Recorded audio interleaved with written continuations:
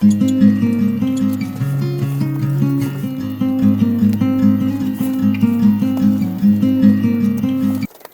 magandang umaga po sa inyo mga ka-farmer. Let's go farming na po. Halos tapos na po yung ginagawa nating pagsasaayos sa ating pagbubrodingan. Medyo mababa lang po yung ilaw na nailagay ko, pero itataas po natin ng bahagya yan para medyo malaki-laki yung allowance niya sa flooring. Ang nilagay ko po ay dayami. Ang mga sisiw po ay relax kapag dayami ang inilalagay. Kaya ano pa po yan ay galing doon sa kabilang tubigan na sinasakahan din namin.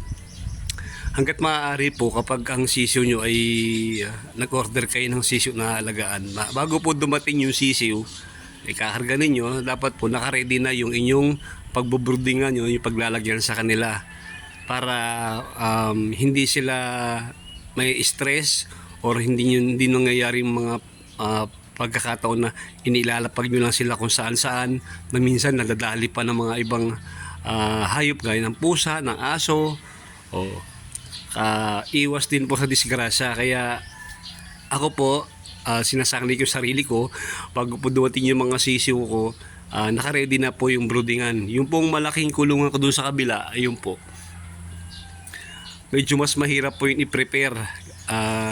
Talagang papalibutan nyo ng buo yung kulungan para makulong lang, para makontrol nyo yung hangin pumapasok, tapos yung paglalagay pa po ng ilaw. Ito po napakadali na. Yan po, parang box lang siya.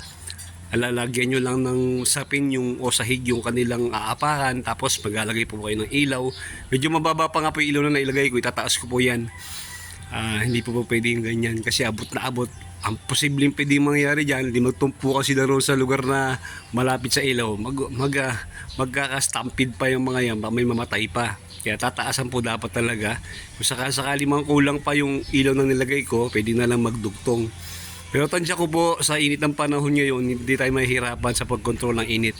Kaya po nakaredy na yung trapal, ipapalibot ko sa kanila para mamayang gabi, pag dumating man sila, ilalagay ko na lang po sa loob. Pati po yung mga painuman, yung pakainan ay nakababad na sa sunrocks para pag ginamit ko sila mamayang gabi, wala nang problema. May mga steps po na dapat sundin kapag ikakarga na yung sisiw sa brooding area. Pag dumating po yung sisiw, hanggat maaari po, huwag nyo muna siya ilalabas sa box. Ilagay nyo muna po siya sa loob ng brooding area para makapag-adjust siya. Yung temperature kasi sa labas, iba yung temperature din sa brooding area. At ang brooding area po dapat, bago ikarga yung mga sisiw, dapat naka-preheat na. Para kung sakasakali, yung temperature na yun ang hahabulin. Doon mag-a-adjust yung mga sisiw para pag inilabas nyo sila, relax na po sila. I-ready nyo na rin po yung kanilang mga painuman. Mostly naman po kapag ganyan mga day-old chick. Kahit po ano yan, kahit medyo palipasin nyo ng ilang oras bago nyo pakainin, ang mahalaga po sa kanila tubig. Pagdating po nila, paglagay nyo sa brooding area, pabayaan nyo muna sila makapag-adjust sa temperature ng brooding area ninyo, tsaka nyo po sa ilabas, mga ilang minuto po, mga 30 minutes, pwede na kayo magpainom. Ang ginagawa ko po, nagpapainom po ako ng tubig na may dextrose powder. May nakikita din po ako ibang nag-aalaga, ginagamit nila asukal. Ginagamit nila may isa pa Pinagamit po nila para ma-rehydrate po yung ating mga alagang sisiw. Kasi sa biyahe po yan, hindi nyo rin alam kung baka yung sasakyan ay medyo malamig, baka yung sasakyan ay medyo mainit. Tapos sa travel nila, lalo kapag gabi o tanghali, sobrang init, sobrang lamig, ay rehydrate po natin sila. After po nun, siguro mga ilang oras, pwede na kayo magpakain sa kanila. Ang natandaan ko po dyan, ang binanggit sa akin, sa unang isang linggo, dyan nade-develop po yung kanyang digestive system. Kaya dapat yung init na ibibigay natin sa kanila ay consistent, hindi po pabago-bago. Para rin po yan naglagay kayo ng itlog sa incubator. Kapag pabago-bago po yung temperature ng incubator, possible yung itlog po ay nabubugok. Hindi po nagkakalayo sa mga sisiw yan kasi hindi pa po tapos yung pagpa-process ng buong katawan nila Pag hindi po sila nakakuha ng consistent na init, maaaring magkaroon ng problema. Iba nakikita ko po, yung puwet ay sobrang dumi o para sa dumudumi ng basang-basa.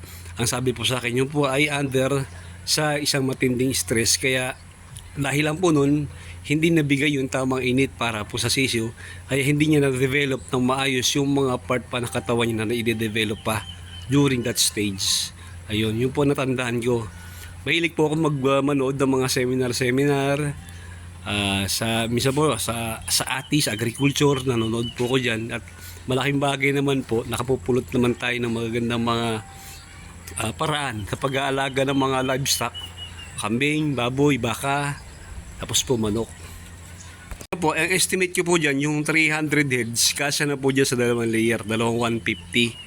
At habang lumalaki po yung mga yon, doon tayo mag-a-adjust. Halimbawa, pag mga after 5 days, malalaki na sila, edi maglalagay na po tayo ulit sa kabila naman. Tapos tatlo po yan ito pa isa.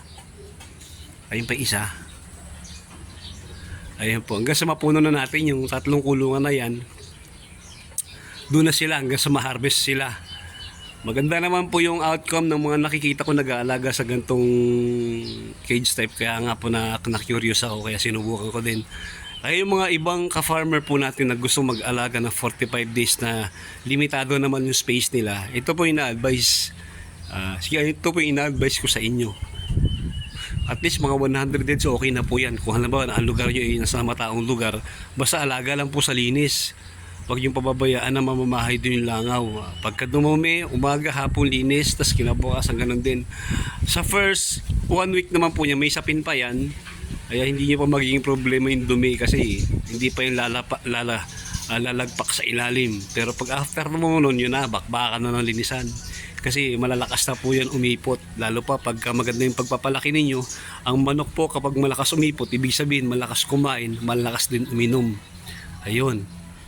Ilalagay ko din trapal para makita ko na kung ano yung dapat ayusin para pagdating yung sisi, all set na, hindi na tayo mag-a-adjust. Wala na tayo magagawin kundi yung magpakain, magpainom na lang sa kanila. Ayan. Pakilike naman po yung ating video, pakisubscribe na rin po please yung ating channel. Maraming salamat po sa inyo, mabuhay po kayo lahat. Happy farming po.